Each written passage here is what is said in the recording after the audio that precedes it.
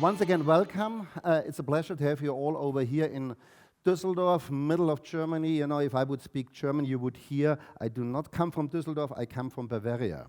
So you can be happy that we speak in English. By the way, this was a reason because we didn't want to have a presentation with subtitles that you understand the German.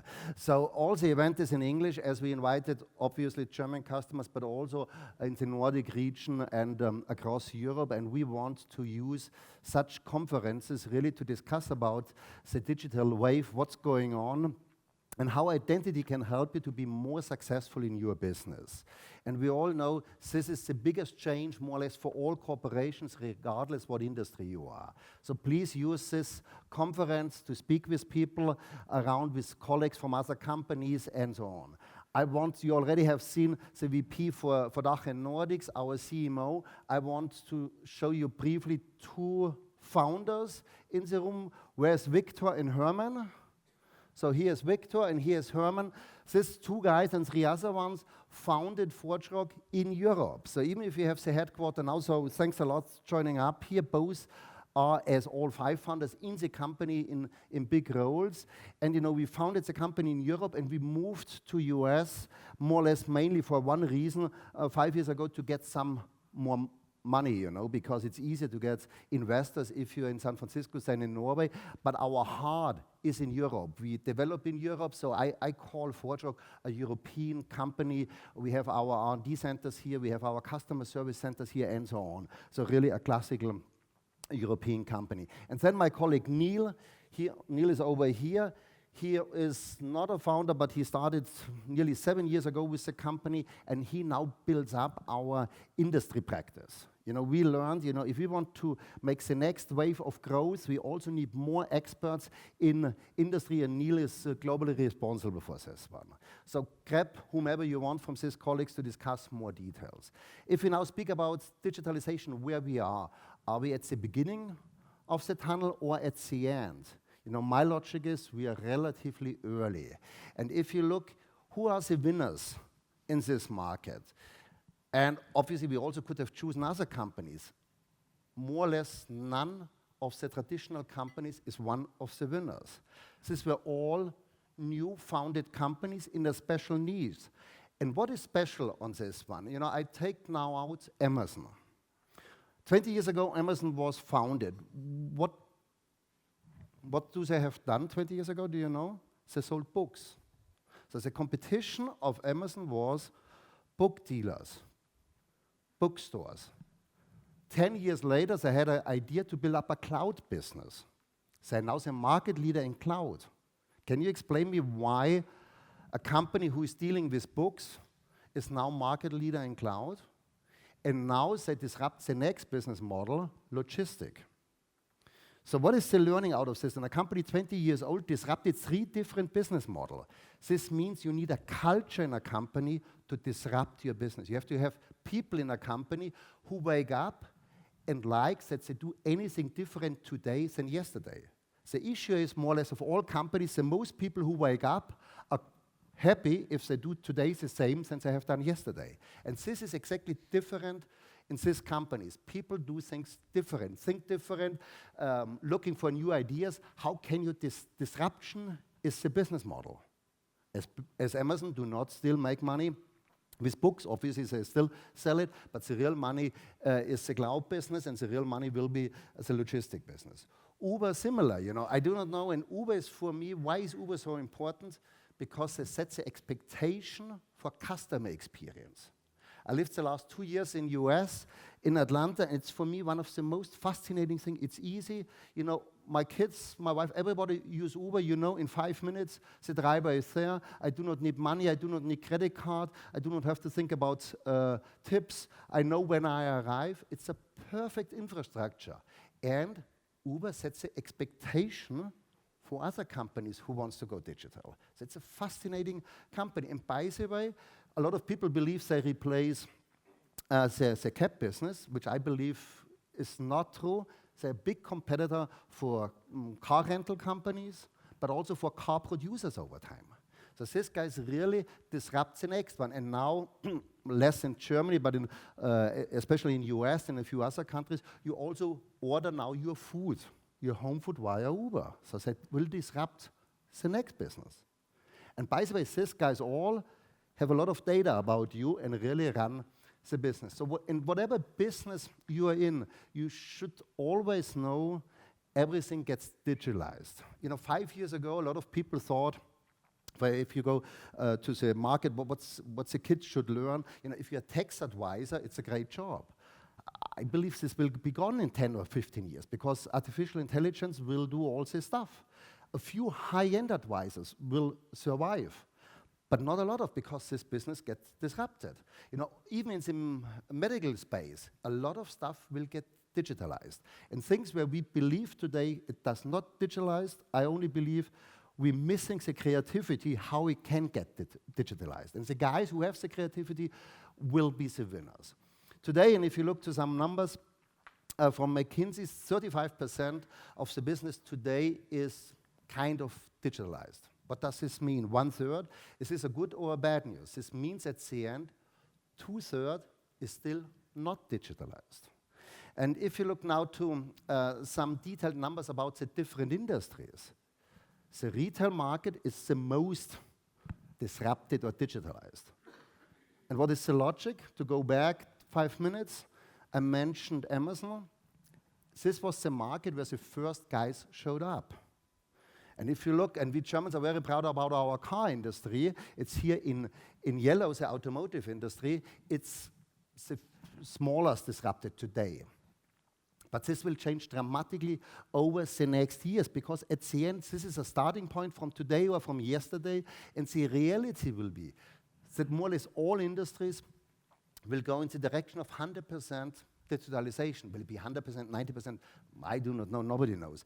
But the direction is clear, and there's no chance to stop it. There's no this is only a thing to prepare yourself to be fit for this new market environment. And if we always thought, worldwide we have 7.5 billion people, roughly 50% connected via internet. But the next wave is the things.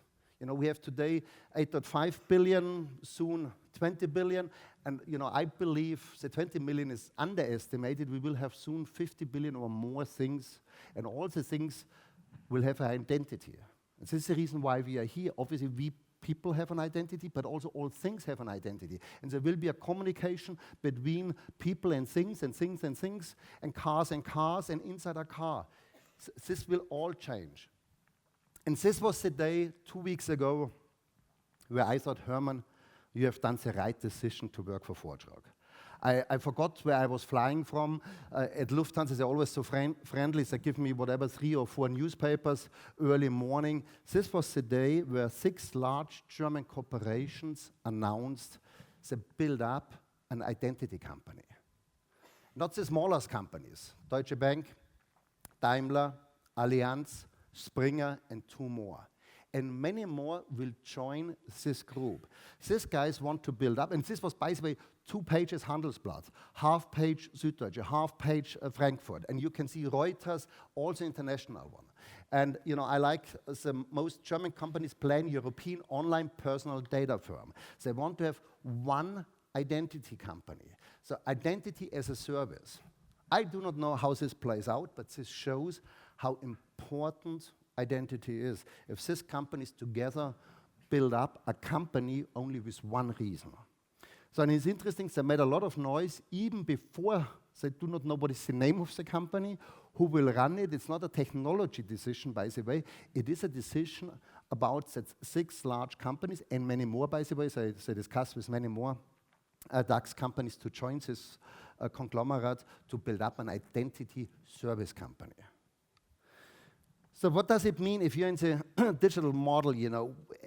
I spent my last 20 years in the data and analytics business. I really believe this is the foundation of this one. The next wave is also the security one. Security is extremely important because as everything is now digital, it's easy to steal, and we all know if it gets stolen, it gets public, and everybody knows what you're doing, and we all want some privacy. And now the next wave is identity. Who really loves all the different passwords you have, all the different things you have to go in. Even with one organization, you have different ways to do business. This is ridiculous. So the winner in the business, in the digital world, will be a company who makes it easy for you to do business.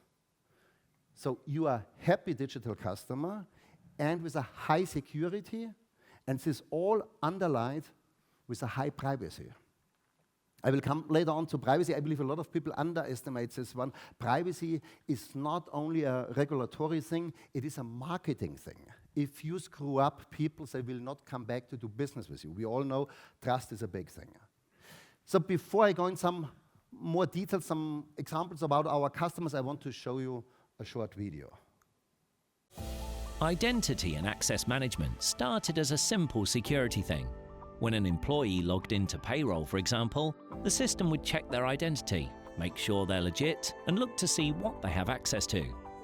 But if the same employee wanted access to expense reporting, they had to log into that program separately and do it all over again. This got really annoying really fast. Now, identity platforms can assign employees a digital identity to represent them company-wide, so they only have to log in once. In fact, their digital identity stays the same no matter where they log in, on mobile phones, computers, wearable devices, appliances, or connected cars. Consumer companies want in on the identity action too, so their customers can have unique, secure digital identities on the web, in an app, or on any other personal device. Digital identities carry information about every unique customer. It's important to protect this personal data, but it's also a great opportunity for personalization. Retailers can see order history and suggest merchandise or targeted discounts. Insurers can offer incentive packages. And car companies can note preferences like seat settings, temperature, and playlists, whether the driver's in their car, a rental, or a cab. But now, it's not just people connecting to the internet. Lots of devices, connected cars, appliances and machines are getting online. From the thermostat to security cameras to smartwatches, refrigerators, you name it. They interact with services like utility metering, home monitoring, health tracking, grocery ordering and more, creating complex digital identity relationships that all tie back to an individual. ForgeRock gives companies a simple way to manage all these identities while protecting and personalizing the customer experience. If privacy controls are your thing, we can even empower people to choose what data they share with who and when. That's how you get from known to trusted. Customer identities aren't simple anymore, but the solution is. We're ForgeRock, and that's how we build digital trust.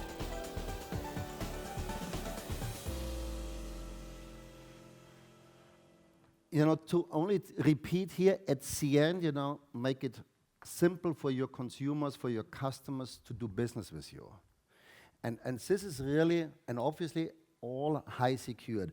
This is how business works in the future. In the old time, you have done it in a shop, but in the future, obviously, we do it digital. I want to give you some examples and some stuff which probably, oh, this was a risky thing, you know. Who thought about, you know, who likes basketball? Some people over here, please make me a favor, say yes, good. So, you know, what is the special thing on this stuff? There's a chip in who really knows how good you play. So I play, you know, in the garden of my house in Atlanta with my sons, and I'm happy that I do not have up to now this ball, because then my sons could prove that they play better than me. So the good news is, you know, everything gets digital. And, you know, you hear later more from Marco from Emma Sports. By the way, who knows Emma Sports? The company, not a lot of people here. By the way, I also haven't known it, sorry for this one, Marco, because Emma Sports is a holding company of a lot of innovative sports companies. So companies like Salomon, Wilson, Atomic, and all the products get also now digitalized. We all know the watches, you know, where you get your data, but also your skis, the ball, all gets digital. And the good news is, think about why should Wilson do it? Obviously, you get more data, you have customer experience, it's all great, plus you have a higher margin. And the product gets more sticky. Because I believe a lot of people forget digitalization. One of the good news is the product gets more sticky as the customer wants to use in the future also the data. Well, this was bad. If you have it over here, just. And this is really what's going on in the sports market, you know. The people, you know, in the old times, they started to run, and you can compare with your friends who runs faster and so on with data. But all products, regardless if it's your tennis equipment, golf equipment, or basketball, will generate data and will give you some insight about how good you are in sports and how you can optimize it. In the automotive industry, and we spoke before, the industry which is the least digital at the moment, I believe this will be the biggest move to digitalization. If you think about a car in the old time was fast, should look sexy, noisy, and so on. But the time is over. In the future, you know, and it's interesting, 85% of the automotive executive realize that the digital ecosystem will generate more value, more revenue, more profit for them than the car. By the way, it's interesting. I started 30 years ago to work in the so-called computer industry. And if you think about this was the name at this time, 30 years ago, the highest revenue and margin was the hardware. Now hardware companies, I nearly call them irrelevant. It's a bit of a hard statement, but I know this is because the software you make the business. In the future, in the car industry, who owns the operation system? Who owns all the data you generate in a car? This is the differentiation. And in the future, you know, today, if you allow your kids to drive with your car, you pay by far more insurance. In the future, you can define that, for example, if your son drives with a car, he cannot drive faster than 100 or 120. Then you get a reasonable rate for the insurance. So you make it individual, the car, which is fantastic stuff. And this is only one example, so a lot of stuff is going on. And here at the end, you know, obviously everybody knows this, the comment will be, a car will be the smartphone of the future. I'm a strong believer that at the end, and this is even the time before, I call it self-driving, you know, that you generate a lot of data in a car, you get a lot of service to your car, and you have to make it convenient for people to drive with a car. And the experience will have a big impact if you stay with a brand or not. If the software will not work, if you do not feel comfortable with the technology you will get in the future, you will move on. There's a lot of stuff going on, and obviously also privacy. It's a big thing because a car knows you in the future better than your wife or your spouse here. This is a reality because they know exactly where you drive, where do you make a break, and so on. And this has to get all driven by identity. The media business, I had before Netflix on, probably one of the markets which got disrupted heavily over the last, 10 years. First of all, there was deregulation, and then, you know, all the internet companies showed up, and we have the same, by the way, in all countries. Think about, we have over here our large TV channels, and BBC started many years ago to make it easy for their customers, by the way, more than 20 million identities, to have access to different services. Because sometimes you watch TV, sometimes you want to look to sports, then you go to the internet page, and you have one identity, whatever you do. They also collect some, obviously, the data, and they gave you informations which are relevant for you. And there was the first media company in Europe who have done it, by the way, driven by deregulation, but also driven by competition. Netflix was the first company which really analyzed the behavior of the consumers, and they even build up new movies driven by data they have, because they know exactly if this actor plays in a movie about politics, then 5 million people will watch this one, or 10, or whatever. So this is all driven. And without identity, without knowing exactly what your consumers are doing, it will be hard to be successful in this business. Financial services, we hear later more from HSBC, you know. Omni-channel we discuss since many years.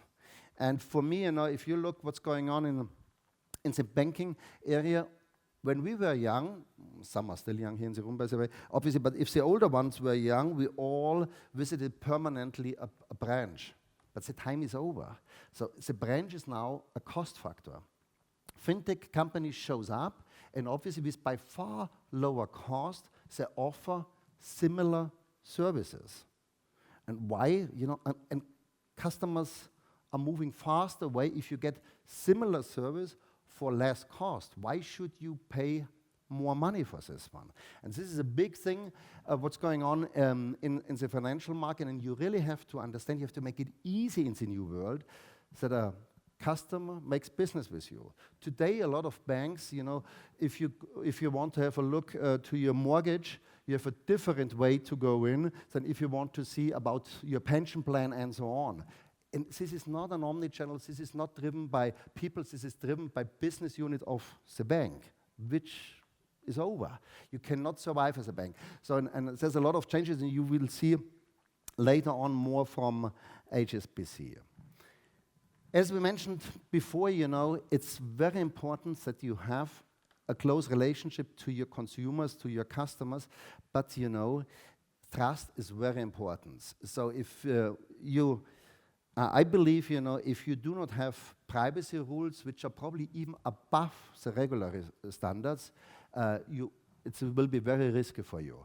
So you should not underestimate if people do not trust you, they will not give you the data in the future. Today, I believe you have two kinds of organizations. One you anyway have to use because you have no other chance, because they are market leader, and other ones you select. So you have to build up a feeling that people feel comfortable to do it with you. We at ForgeRock say, no more data about you without you. And if you look what's going on with GDPR, and I do not know if you spend a lot of time with GDPR, we have later on a session about this one. This really means that you have the right that you get forgotten. And obviously, if you have the right that a company has to delete your data, a company has to find the data about you. And without identity, by the way, it's very hard to find where do you have data. Think about global companies. It's very hard to really find all the data you have in an organization. And identity plays a key role in the privacy area in the future. This is only to, and I obviously do not go in details, ForgeRock, we position us as a platform company. Our vision is that we are the technology partner for companies for all identity topics you have. This is where we invest our R&D dollars, where we hire people, where we build up technology together with our customers, and you will hear more during the day later on. And I want to finish with an example from Schalke. Before I make jokes, how many Schalke fans do we have here? Okay, 2. So he's a colleague. Oh my God. Okay, you also colleague. Only customers, because it's easy for me to piss off some of the employees. Okay, this is the shirt, from Schalke, and believe it or not, Schalke is innovative. I think, and here, where is it? It's not here. You see it here. This is Schalke. All you need fresh is a new sponsor from Schalke, and here's a new shirt, is a chip on, and if you go to the stadium, with the shirt, you pay your bratwurst and your beer. So you do not need, and bad joke, a Schalke fan normally lose all his money when he goes drunken home, but he cannot lose any money because it's all on the chip here. And this is only a first thing, and it's a true story. It's a new patent, and they announced it a few days ago for the next shirt coming next season. You order your drinks and foods and pay with a chip over here. Not the ticket to come in, but this will coming. And also, in the future, I speculate, if you go to the Schalke store and you buy a new cap or whatever, you pay it all with the chip in. Isn't this fantastic? And I even believe this will help for security reasons. This will help to understand how the fans moving around the stadium before the game and after the game. And you have a clear identity. for the Schalke fans, it is very important to have an identity. And apparently there's one Schalke fan. There's one There's Schalke one. fan, but the good news is she lives in Munich and we have time to convert her. But this will take some time. So with this, I want to leave you. Thank you very much. You know, Schalke is a great soccer team. Remember this one. Identity, remember this, they really need some fans. So Schalke is a great team. Second one, identity is key for the business where we are in, regardless what business you are doing. And third one, ForgeRock is the right partner for you in the future. Thank you very much. Thank you.